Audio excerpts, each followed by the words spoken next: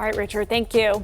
Since the resignation of Vi Lyles, the race for interim mayor in Charlotte is almost at its end. In just 3 days, the final vote will take place. There are 5 remaining candidates who have all had a busy week here in the Queen City, campaigning of sorts. Right. Joining us right now is one of them, attorney Robert Harrington. Robert, thanks for coming on. We do appreciate it.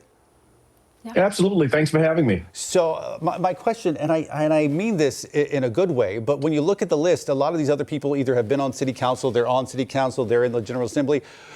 You're not, in that same category. You have a big, long, impressive career in law. But how did you end up on this list?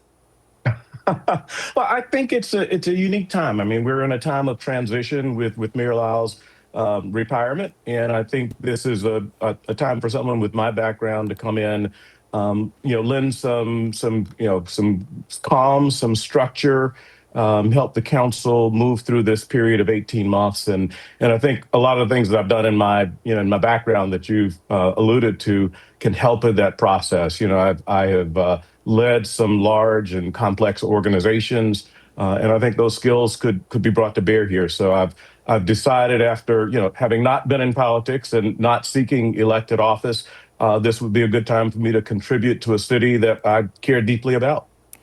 Now, yesterday you did speak about affordable housing and how important that is here in the Queen City. Is that your #1 priority, or what is your priority?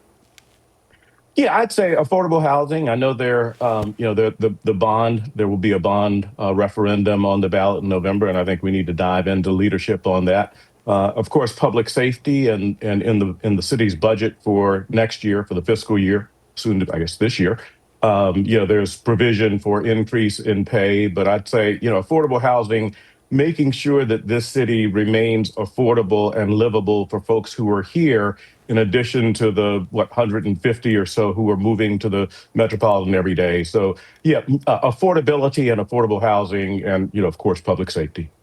I've talked to several city council members about this point, and I know, as you know, they're all adamant that they want somebody who's going to go into this job who does not want the job. And is not going to use it as a springboard. And I know all the candidates have said they're not going to do that. Sure. But let's just say, devil's advocate, you go in and you're really effective, you're good at the job, you run the meetings well, and you like it.